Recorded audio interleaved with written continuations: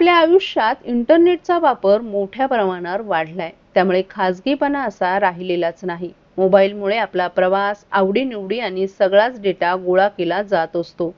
अशा काळात इंटरनेटचा सुरक्षित वापर करणं, त्याबद्दल सजग असणं ही अत्यंत आवश्यक गोष्ट झाली आहे.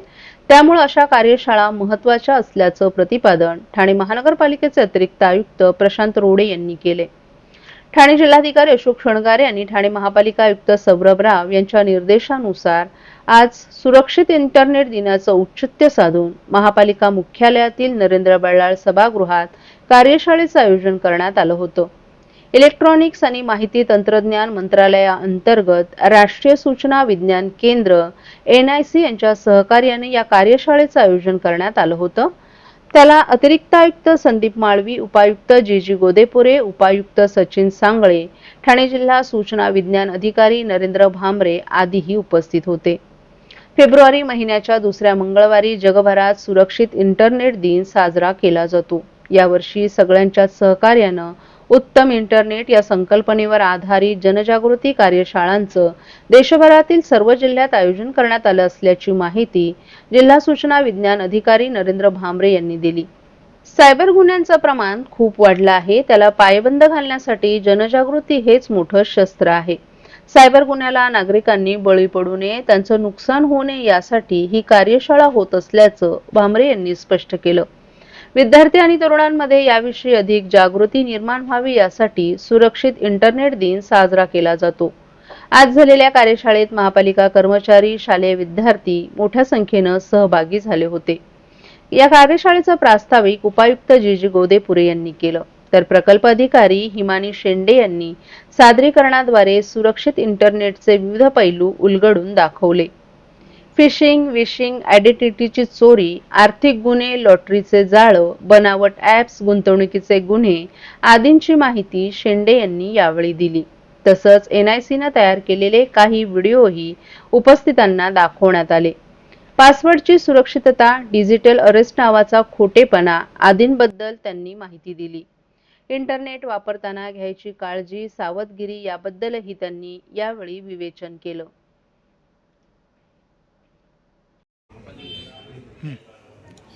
नमस्कार, माझं नाव हिमानी शेंडे. मी ठाणे कलेक्टर ऑफिसमधून NIC डिपार्टमेंटमधून आहे. आज सेफर इंटरनेट डे या कार्यक्रमानिमित्त मी सगळ्यांना गाईड केलेलं आहे की कशा पद्धतीने आपण आपली इंटरनेटची सिक्युरिटी, मोबाईल्सची, ॲप्लिकेशनची सिक्युरिटी वाढवून आपण सेफ राहू शकतो. सायबर क्राईम्स, सायबर फ्रॉड्स या गोष्टींपासून सतर्क राहू शकतो. तर एक छोट्याशा नॉर्मल टिप्स मी तुम्हाला सांगते. सगळ्यात आधी तर तुमच्या मोबाईलमध्ये कुठलेही अनवॉन्टेड जे ॲप्लिकेशन्स असतील ते अनइन्स्टॉल करा.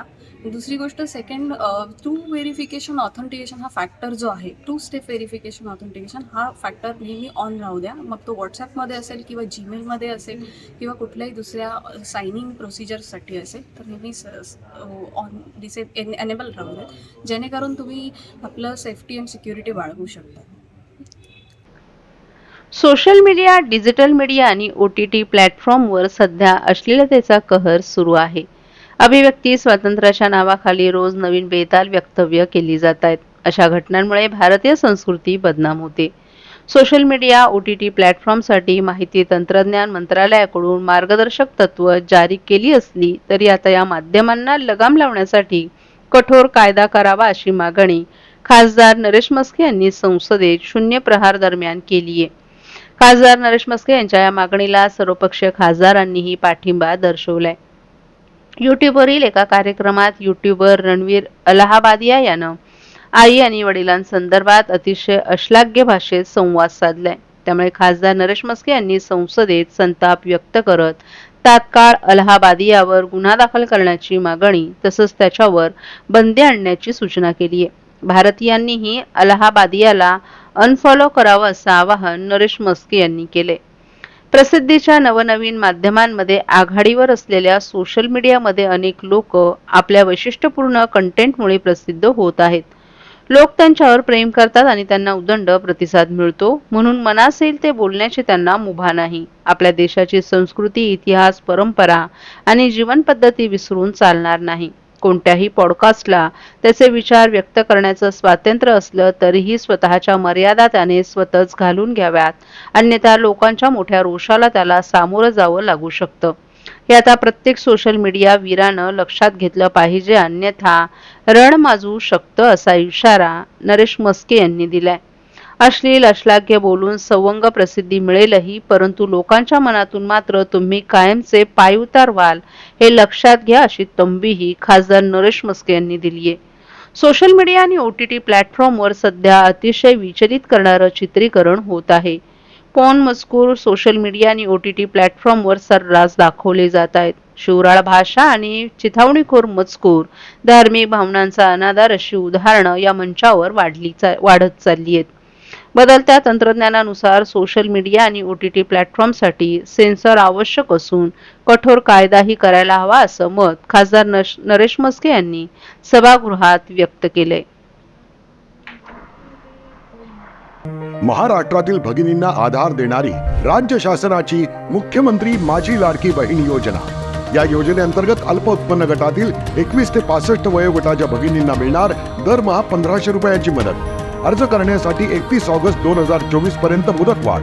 कुटुंबाचं वार्षिक उत्पन्न 2.5 लाख रुपयांपेक्षा कमी असलेल्या महिला पात्र. कुटुंबाकडे पिवळं किंवा केशरी रेशन कार्ड असल्यास उत्पन्नाचा दाखला आवश्यक नाही.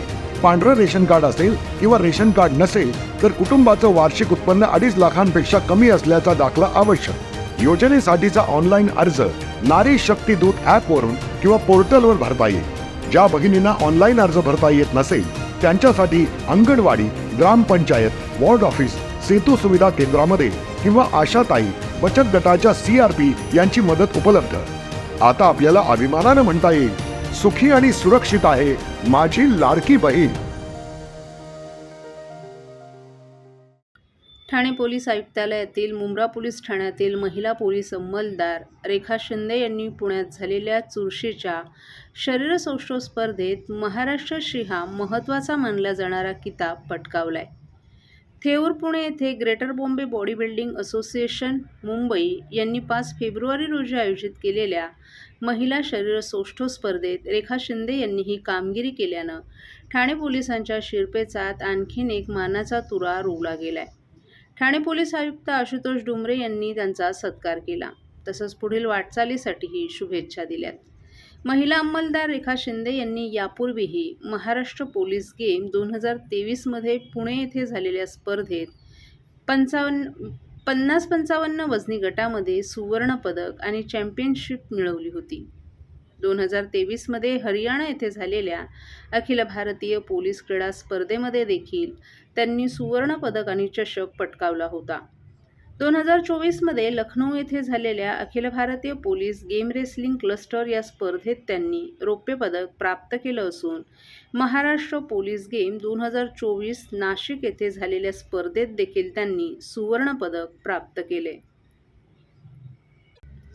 बदलापूर अत्याचारातील आरोपी अक्षय शिंदेचं आपण कुठेही गुणगान केलं नाही. तो गुन्हेगार होता तर त्याला कायद्यानं शिक्षा व्हायला हवी होती, परंतु त्याला 4 फुटांवरून गोळी घालणं हे न्यायालयालाही मान्य नाही. आम्ही नव्हे तर न्यायमूर्तीच अक्षयचा खून झाला आहे असं म्हणत आहेत.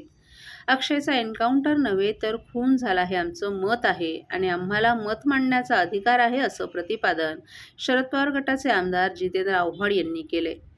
घरात घुसून बायकांना मारले याला जबाबदार कोण, असा सवालही त्यांनी केलाय. ठाण्यात पत्रकारांना आव्हाड यांनी बदलापूरच्या त्या शाळेचा CCTV कॅमेरा कुठे गेला, त्याचं फुटेज कुठे गेलं, आपट्यांची चौकशी का झाली नाही, गुन्हा नोंदवायला 7 तास का लागले, या सर्व प्रश्नांची उत्तरं मिळायला हवीत असं सांगितलं. कोर्टानं सांगूनही सरकार अक्षयच्या प्रकरणात गुन्हा नोंदवायला तयार नसल्याचंही त्यांनी सांगितलं. गुणगान गायलेलं नाही.